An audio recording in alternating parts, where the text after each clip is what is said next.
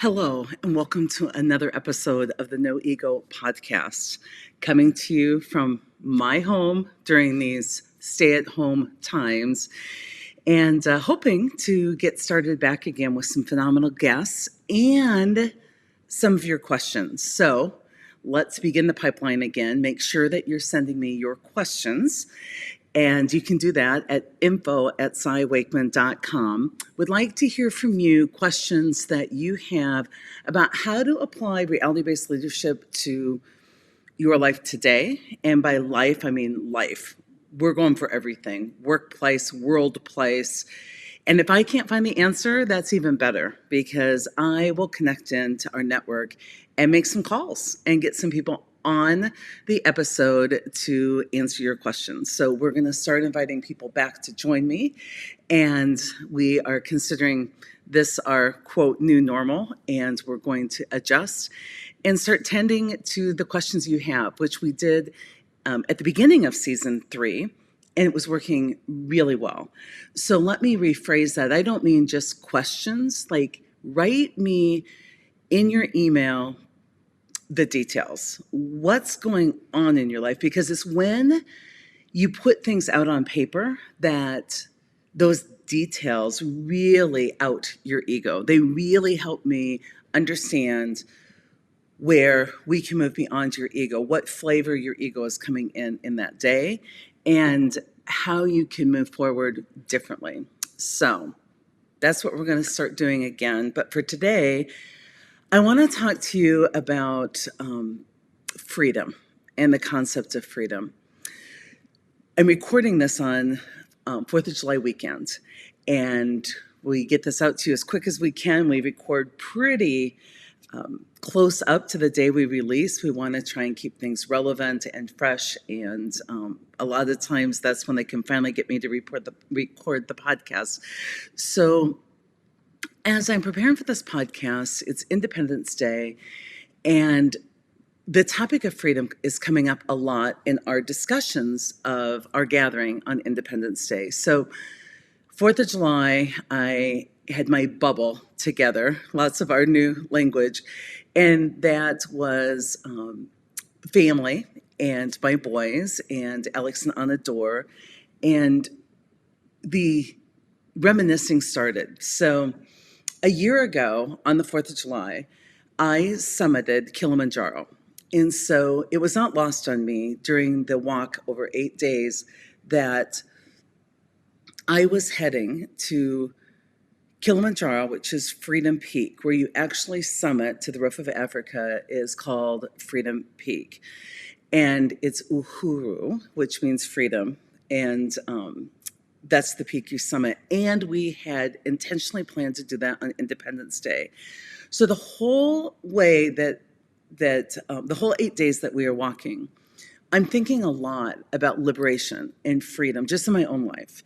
And I'm thinking about what I'm not yet free from, some big decisions that I know I need to make that will be part of my liberation, my ability to do more important work in the world, and to free me up both mentally and in my personal life. There's some big decisions. And so the boys and I are reminiscing about the decisions I made during that time, and 1 year later, how having the courage to act on freeing myself from some things that I had chosen. So what brought me freedom became my captor in a weird way.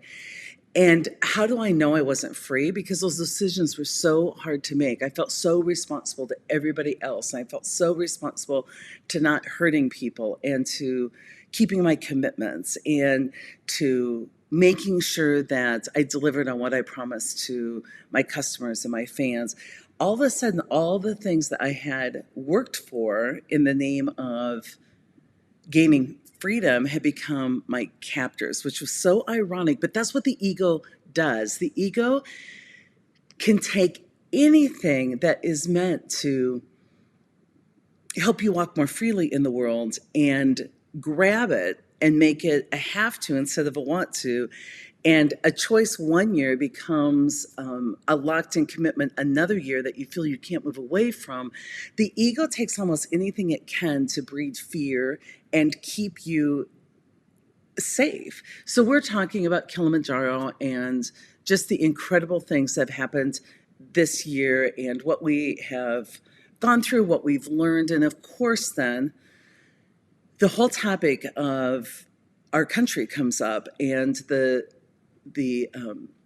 racial inequities and not just racism. It's not just about whether we can get along personally or whether I have one or two people that I selected out of a race. And I said, look, I have the most acceptable people to me and I have called them friends, so I'm not a racist. We're all racist, but it's bigger than that. It's about the way we have structured this country. So we're talking about Independence Day and freedom. And traditionally in our family, Independence Day is a really big day. My mom, who's passed away, it was her favorite day of the year, mostly because it was a time that all 7 kids could come home. The town we grew up in, Belmont, Iowa, made a huge deal out of the 4th. There were talent shows and frog races and parades and huge firework displays, the biggest in kind of the whole regional area. It was this little tiny town, and it was their day. And it was such a happy gathering day. But this year, as we gathered, there was a bit of a shadow around the whole day, mostly because of what we've all become so aware of this year. I think Alex, Dorr said it best. And if you're not following him, he has an amazing Instagram at Alex Dorr. He has an incredible podcast himself called The Carvery that he takes as a millennial and applies reality-based leadership in his life as, I can't say a newlywed anymore. They've been married 5 years, but a new father and someone who's under the age of 30 and who's just trying to figure out his way in the world. And it just was unusual as we looked at the fact that what normally I was so happy to celebrate and put a flag out and be proud of who we are as a country. And I can honestly say that it felt a bit uncomfortable because I'm normally a pretty patriotic person and love the fact that we're doing the best we can in this messy world. And through democracy, we're trying to do this continuous improvement. But it didn't feel that way this year. It felt as if we weren't doing the best we could. If all of us aren't free, then none of us are really free. And it was just so unusual given what's come to light and the shadow side and what I've learned about June 19th. And that people heard about their freedom years later, that when the Constitution was signed, women and people of color weren't free, that from the day we came to this country, indigenous people in our country, Native Americans weren't free. And we're supposed to be like the home of the brave and the land of the free. And Alex made such a good point when he was talking about how usually we're optimistic and how putting the flag up for me had mixed feelings because, as I said, I'm usually patriotic, but I didn't want to be confused with people that were really involved in nationalism. And so we had just this great discussion about patriotism versus nationalism and how I felt in some ways I wanted to play small because I was worried that I would send the wrong message to people. And that's when Home of the Brave and that famous line kind of came up. I'm like, wait a minute, now that we're discovering all we need to apply to this situation is bravery, is courage, is the willingness to step up. And so with that and reclaiming kind of my own patriotism, that I believe in us and I believe that we can free ourselves from what too many of us have learned way too late. And so I proudly hung this beautiful flag that a friend of mine had brought out and committed that I'm going to really work to move from nationalism because it's not about our country, it's about all countries. It's not really freedom until people are free. And so we had this discussion that was juxtaposed what's going on in our country and are we really free if not everyone's free? And then what's going on in our personal lives, and are we really free? And that's where I thought I want to come to you on this podcast and ask you a major question of reflection that I hadn't reflected on before. And that is, what's keeping you from being free? What do you need to let go of? Where are you not yet free in your own life? I think it's such a great question for contemplation, because I think it will show you where you need to apply some inquiry to get beyond the bondage of your own ego, and some inquiry into how you're living your life, and if you want your quality of life to be improved, if you want to take what's been revealed to you in this world health crisis and social unrest, if we really want to mine all of this for learning and for our own improvement in our own mental health and our improvement in our country, I think we have to really ponder the question where we're not free yet. And that started me thinking about one of my great teachers, Byron Katie. And she talks a lot about having empathy and compassion, and if you're so called, to take simple action to make sure that everyone on the national and international level is free. It's an important topic. But what she talks more about is how we're prisoners a lot of times of our own mind and of our own thinking.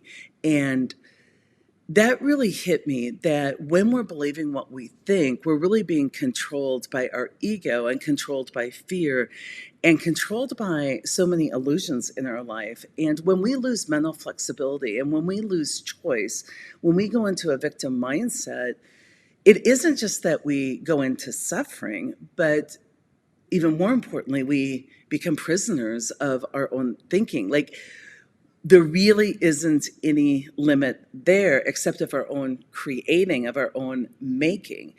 And many of you know that I work with Stephen Matthew Adams, an incredible coach, and he wrote the book On the Way, and it talks about that happiness isn't a state of contingency on your circumstances. Happiness isn't something that's delayed gratification, like I will clean up my world and then I'll be happy. I'll get out of debt and then I'll be happy. That it really is something to claim as your own on the way, that it is about kind of daily intentions and habits. And one of the things that we were talking about is detachment and how to live in a world where you aren't attaching to outcomes, which then is trading your freedom, where you aren't attaching, even in like love situations and relationships. And I found in working with him how quickly I get into polarity. It's like, I want the mad in love part in a relationship, but I don't want the pain part. I want the ups, but not the downs. And we started to talk about polarity, that most everything we experience as a human has a polarity. Great love will lead at some point to great grief. Wrapped inside the love is the upcoming grief. Like, everything that we have the feeling of happiness around already has contained in it the feeling of anger, rage, sadness. Like, the problem is not the polarity or the continuum. The problem is our lack of acceptance of the polarity, where we want to attach the good but not grab into the negative. Like, true freedom comes when you are willing to experience all of that spectrum as part of the experience, that you are willing to be just as good with what we might label or judge the painful as the pleasurable. That if you want to participate in the continuum, the deal you have to make with the universe is not only, just give me the good. The deal we make with the universe needs to be, I will love it all. And that really is one of the challenges, I think, with our current take on gratitude, is we tend to make a gratitude list of all the things we prefer or like. It becomes the ego's way of co-opting our gratitude list, that I am grateful for this list of things that met my approval. But true gratitude is the ability to be grateful for it all, and to have a sense that contained within every moment is everything, that contained within a disappointment is a rebirth, contained within a painful learning is a newfound freedom. It's not about flipping it or spiritual bypassing or positive thinking applied. It's not pretending to like something. It truly is working through your attachments to the point where you can actually be free. And that's what inquiry, self-reflection, contemplation does for me, is it helps loosen the ego's grip on my thinking. And the ultimate piece of that is freedom. So freedom's been a big deal for me. Liberation. A lot of you ask about a necklace I wear. It's like a Liberty dollar, or $50 maybe. I'm not very good with that. And I bought that because the last couple of years I've been walking with the words like liberation and freedom, and how one can have freedom within relationships rather than freedom is I reject a relationship so I can be free. The actual freedom is, how do you, through setting boundaries, asking for what you need, gaining clarity, accepting others, how do you create freedom by improving your skills so that you can walk through the world more freely? You hear me say that a lot. And that's what I wanted you to reflect on today is freedom. And so the obvious is that not everyone in our country has the same level of freedoms, and that it is not about just my own biases I need to move through.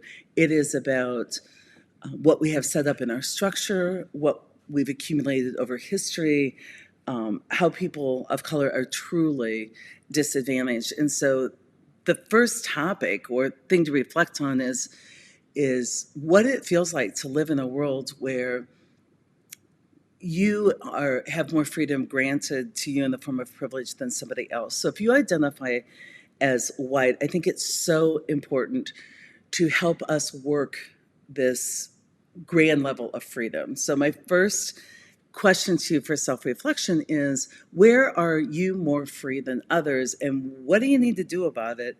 And I know there's so many resources out there about how to work towards being an ally. Now, ally isn't something you name yourself, but it's something basically that your actions, the way you walk through the world, kind of earns you. But what are the simple steps to working on that level of freedom for everybody? Like, what's your responsibility? So as a white person, I think there's really 3 steps I'm working on. And the first one is educate myself. I'm not counting on other people to educate me. When they do, it's such a gift when people of color are willing to sit down and educate me. But it's not a burden or a fair expectation of mine. I have Google. I have all kinds of resources. People have been writing for years on this topic, and I have not tuned into that. And so educate yourself. Take it upon yourself to really invest time in your own education. And I would recommend a podcast I'm listening to. It's called Seeing White, and it is a wonderful podcast slash history lesson slash mind-blowing information that my friend Doug Claffey turned me on to. And he's at Energage. And by the way, not only is he an amazing guy, but Energage is a survey company that we've partnered with on our accountability survey.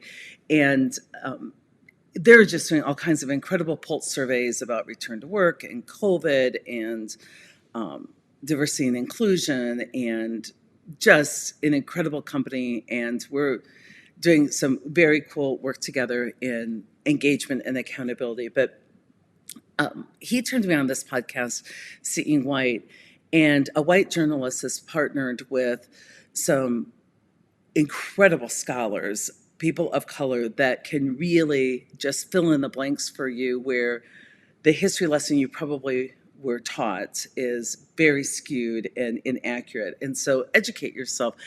That's a place to start. Tune into that podcast. And then, as you have educated yourself, and then it's really important to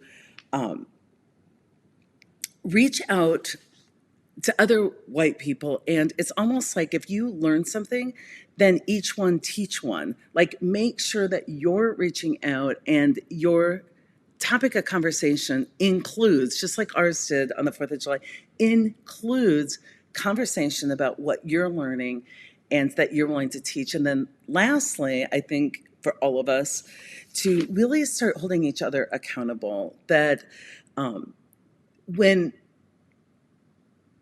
people aren't in the room, that you can be an upstander and that you can represent people not present, whether it's a work situation that you need to sponsor somebody, or whether it's making room for somebody at the table or in the positions, or whether it is just calling things out, like having courage, being brave. I really think that our role right now in making America a better place for everybody and a better citizen of the galaxy, of the globe, is to educate ourselves, to teach each other, to really take it on as our responsibility, and then to stand up for people and to pass the microphone and to vote and to do the things whatever your heart calls. And again, my commitment to you is not to take your signing up for my mailing list and being political, but my commitment is to talk about ways that our ego has bought into things convenient for our ego and to get us free. So then I think another place of contemplation is for you to really move into thinking about, where are you not free? What do you need to let go of in order to be more free? What has your ego taken that was for good and used it for evil?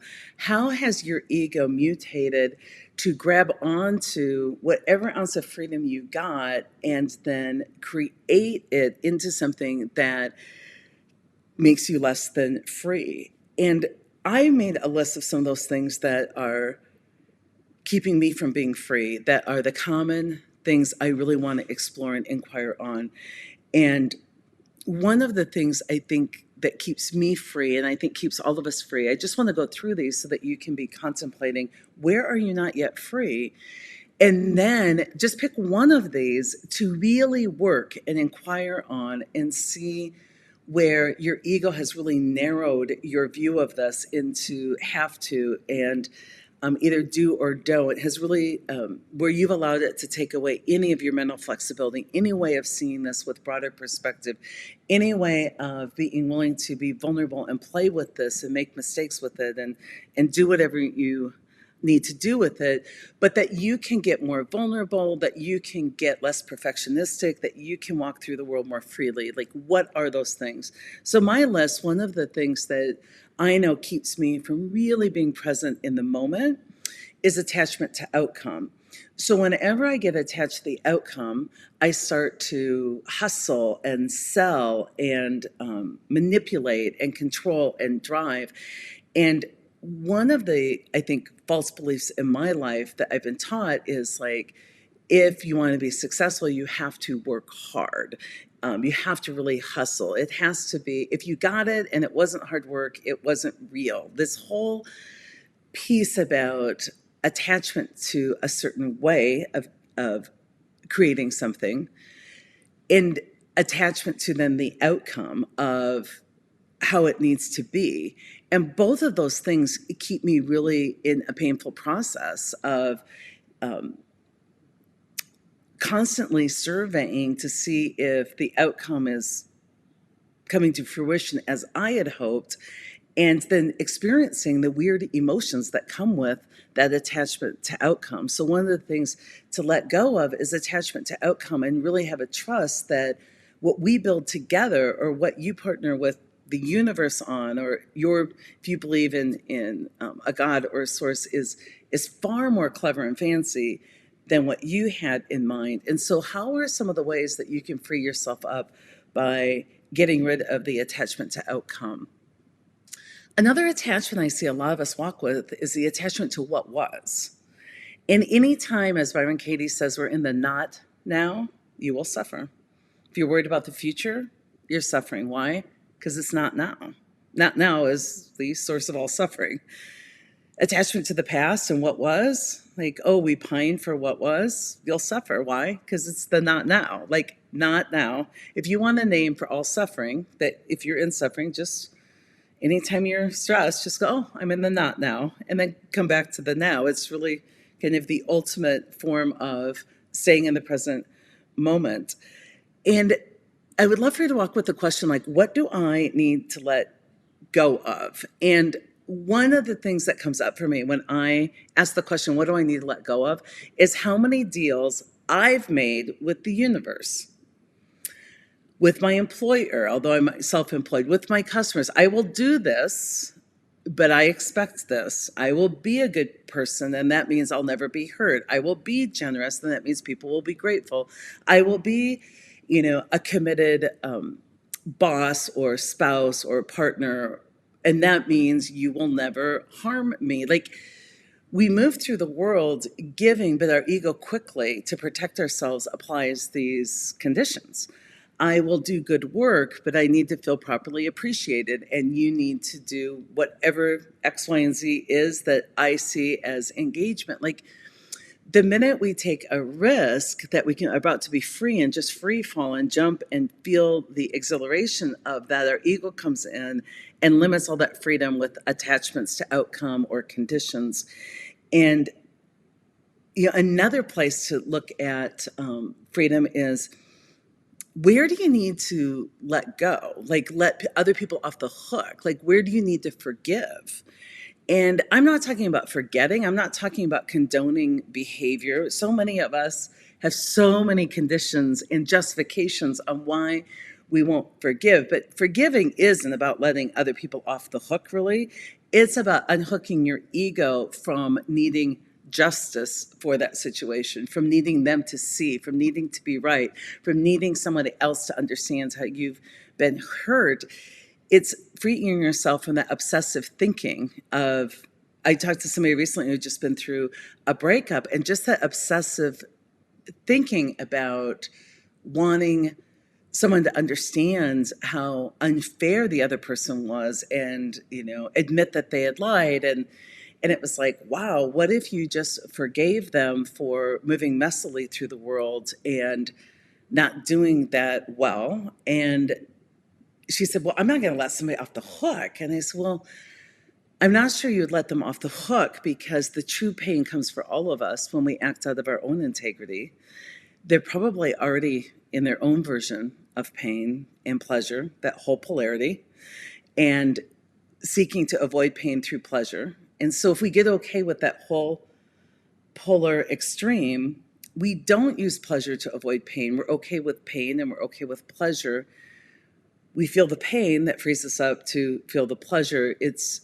That's a deep topic, probably for another podcast. But where do you need to unhook your own mind and go beyond? And I just started coming up with a list of what I want freedom from and what I need to use inquiry on. And we've already talked about freedom in our world from racism, but freedom from hatred or ego, or freedom from fear, or where do you want freedom from guilt, and how do you move beyond guilt? And a lot of times it's with behavior changes and making amends. Where do you want freedom from shame? What shame are you carrying around in your life? And how do you get freedom from shame? A lot of times it's going to a trusted, kind person and just taking your secrets out of the dark and admitting them in the presence of another person, that they can really be unconditionally accepting for you. Freedom from the past, freedom from the future. This list just started growing on all the ways that I found that my attachments, what's left of my work with my own ego, keeps me from being free. And if these aren't striking a chord for you, how about freedom to move to the job you love, freedom to not feel trapped? So many people are like, oh, I want to change job site, and their questions are, what can I do and with a boss who does this, and I don't like working for him or her? And I'm like, well, you can stay in joy or leave in peace. And it's like, well, I can't do either. The ego has you in that third option. I need to just stay and be miserable because I have people dependent upon me. I don't have the financial freedom to move. Listen to all the ways that you can't change jobs, because the very job that was to give you some economic freedom, your ego has turned it into a have to. Where do you need to work on next to be able to have the freedom you need to entertain the thought, I'm going to stay in joy and look at this mentally flexibly and give a lot of margin for error with a lot of compassion, see people as my teachers, really look at this on how to grow beyond what this teacher is teaching me in the form of a boss. That's ultimate freedom, to be able to experience any situation, mine it for learning, accept it radically and completely, and do your work on it, and be willing to let go of the need for approval or appreciation or love or attention. Or so how do you stay in place and really go deep and gain the freedom you can gain by turning towards, and as Glennon Doyle says, running right into the pain? That's ultimate freedom. Freedom from fear. Ram Dass says the ultimate freedom is when you get free from the fear of dying and realize that you die in every single moment, and then you can walk really differently through life.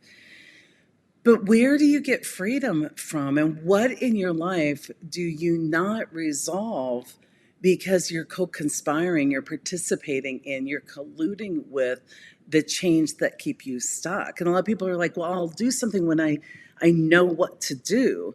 And a great exercise I use came from Martha Beck. It's called shackles on, shackles off.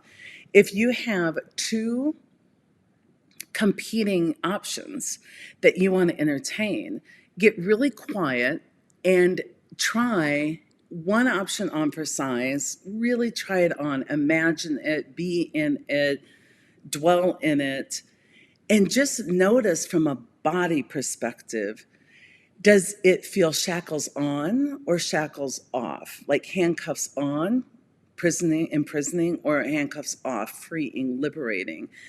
And do that enough times where you get really clear. Is something a full body yes, a full body no?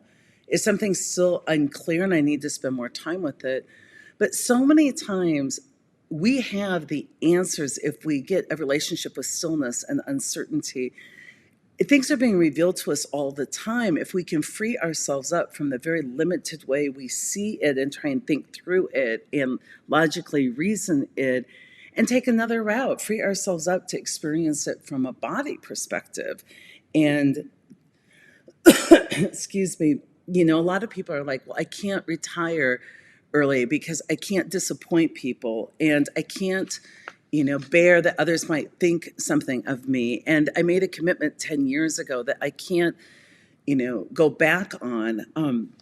When I was thinking about leaving my marriage, I was so concerned on what this community would think of me, because we were kind of the couple that was involved in so many community things. And it was a lot of imprisonment because I didn't want others to think poorly of me. Like, I didn't want them to have a bad idea about me. And I literally was keeping myself and my kids in a situation that wasn't one of freedom. It wasn't anybody else's fault. It just wasn't the place to be at the time, because I had these very narrow ideas about integrity. Like, I made a commitment. I will fulfill that commitment in sickness and in health. And a counselor once said to me, Sai, sometimes divorce is an act of integrity. And she's like, what if you widened your view of commitment, and keeping peace with somebody else really creates war within yourself. Being committed to somebody else but abandoning what you stand for isn't really commitment. It's definitely not freedom.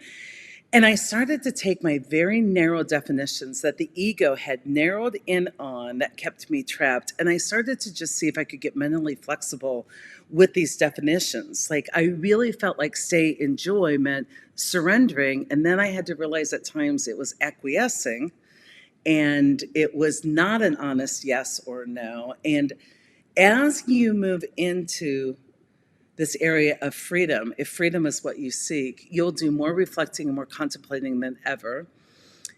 But you can't do that with your frontal cortex. You can't do that with attachment to outcome. You can't do it to pass the test and figure it out and do the right thing and be the hero and have everyone agree with you. Another profound thing that was said to me is, Sai, are you willing for everybody to be wrong about you, to live the life you feel called to live? And that's the ultimate freedom, right? Is living our life on purpose. It's bringing to the world what you feel you're able to bring to the world. And this is always a balance on this polarity. Everything you experience it has this level of polarity that Stephen and I talk about a lot. And so if you're in any relationship at work or at home, the polarity is the need for independence and the need for communion, for union, for security. And within the union, there's got to be enough space for independence. Independence isn't just I let you have a Saturday alone. It's not abandoning. It's not giving people time alone.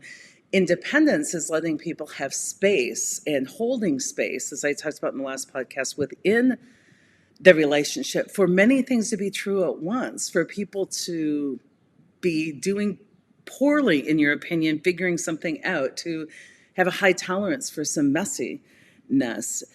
And some of us are scared for other people to actually, know you or know that you've been pretending for a long time, that you weren't being honest, or that you've been dependent on your circumstances for happiness. I'm just spouting out this stuff because I want you to contemplate where you aren't free. One of the ways we keep all of us prisoners is we narrow our margin of error, which decreases our compassion. We are so quick to judge because the margin of error we've given people is about 1 inch. When I say give people benefit of the doubt, I talk about increase that margin of error that people can operate in. Give other people freedom in your relationships to be who they are. So many times we get together and we have the meeting after the meeting and we've given our boss or our leaders a tight inch of freedom to move within, which they can't possibly stay balanced and walk that perfectly. And so they're just always the source of our anger. We're always judging and really going after them and proving our point and venting and feeding the ego. And the ego's just looking at scanning the horizon for insults so it can stay fed on anger that is created by false injustice. There's enough injustice in the world. We don't need to feed our anger through false injustice. So think about how you can increase your freedom and the freedom of others with your tolerance, with your mercy, with your grace, with your own vulnerability, with your coming to the table and really claiming your ignorance, claiming your mistakes, claiming your own humility. It's so counterintuitive that the truth will set you free. And what is true about who you are as a human is imperfect and biased and racist and flawed and a product of your own structure. And what if we just dropped the mask and the pretending and the image and we allowed ourselves the freedom to change our minds and to just give honest yeses and honest nos, and we got really bold. I really think our freedom lies beyond ego. You guys hear me say a lot. My favorite quote is Rumi's quote that says, out beyond the ideas of wrongdoing and right doing, there is a field. I'll meet you there. And going beyond, when you get to that place, the answers are pretty simple. The strategies we may disagree on how to get there, but what is better for all is important. And as a country, as a globe, as a planet, we're all so interdependent. I saw yesterday a fantastic essay on, rather than calling this Independence Day, why don't we start calling it Interdependence Day? Because that continuum I talk about in any relationship as a therapist standpoint is we want union and we want independence. And the way you manage that polarity and the tension between those two is the acknowledgement of interdependence. So when I go too far to dependence, I negate that interdependence. And when I go too far and demanding complete loyalty and union and that we have to all think alike, I take away from that interdependence, which requires diversity for us to have the full picture or the full bounty of what's possible for us in the world. And, basically, I think we all know at some level in that very simple place that as long as some of us aren't free, none of us are free. Now, that applies today more than ever in what we're talking about in racial inequity and socioeconomic inequity and justice. It also compels us to do our work internally. Because if you're walking through life as a parent, as a boss, as a team member, as a partner, as a pet owner, where you aren't free from your own ego, where your ego is taking what could be your freedom and using it against you, and you're buying into that, where you aren't free of your own judgment, you really are holding other people captive, where they can't really walk through the world honestly because the price is big.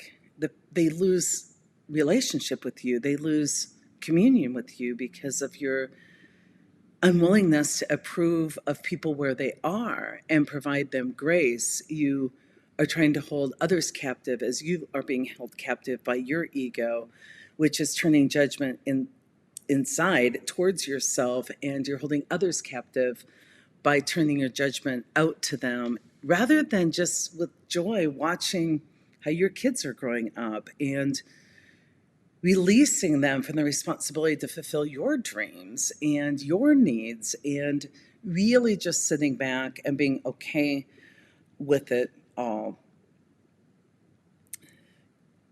It is so important to set yourself free. And those are the tools that we try and offer you, those ego bypass tools, those fantastic questions. What do I know for sure? Freedom. When you see the truth, it's never as harsh as reality. What can I do to help? Set other people free. What would great look like? Like freedom as a birthright. And I'm not just talking about freedom externally, I'm talking about internal freedom, where we teach our own kids not to believe everything they think. I was recently asked like twice in 1 week about imposter syndrome. What's my take on imposter syndrome? And that's a way your ego tortures you. It turns judgment internally. It found your worst fear, which is that of being exposed. And it's saying you're really a fake, you're really this. But there's some information there. A lot of us have imposter syndrome because we are being imposters. We are playing small. We have imposter syndrome. Like, I don't have the confidence to speak up in a meeting. I feel like I'm an imposter. No, the imposter syndrome isn't about you not being good enough or you're being a fraud. The imposter syndrome is that up until now you've been a fraud and you've had a piece of the puzzle that you have backed away from and not stepped up into. I want you to take any concept that's holding you back, and I want you to get as mentally flexible as you can with it, to take that definition you've given it, imposter syndrome, like, oh, that's just lack of confidence. Throw that off, girl, and step up, and you're just as worthy as everybody else. Well, yeah, you are. But also take a mentally flexible view. How could it be true? Where have you been an imposter? Work there. Where have you been less than honest? Where have you been unwilling to be wrong?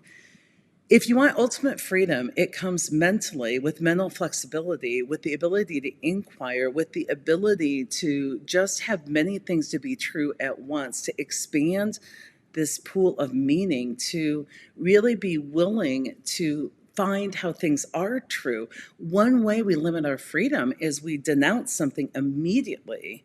And so we have to now protect against that, defend against that, instead of just being free to drop our end of the famous tug of war rope and just say, you know what? Thank you. I'll look at that. That's not free if you can't look at a situation and find how you are that. The reality is we are all of it. We are all of it. We are all part of the solution. We're all part of the problem. We are all of it. And so my hope is that you set yourself free by asking the question, what are you not yet free of?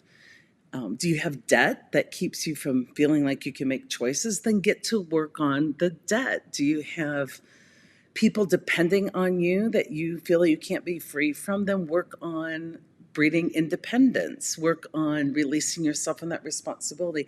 I don't know what your answer is, but I do know what the question is. And with better questions, we get different answers. What do you need to learn? What do you need to unlearn? What are you struggling with? What do you need to struggle with? Yeah, instead of turning away, which is our childish way to get freedom, is to ignore things in rotation. What if we turned towards and just said, I'm going for it. I want to be free. And in the name of freedom, I'll go deep on that. I will get what I came for. I will go deep. Where do you need to go deep? As a leader, if you're not doing this work, you're not going to be able to lead a team because you're going to hold them prisoners to what you haven't yet explored, what you haven't yet inquired. You can't lead people in the work you haven't done. And I'm not saying you have to get it done. It's not serial before others can do. I'm just saying you need to be involved in the same work you're hoping to involve other people in. It is all of us involved in the same work at the same time, where our focus is off one another and the judgment and into ourselves and focused on the freedom.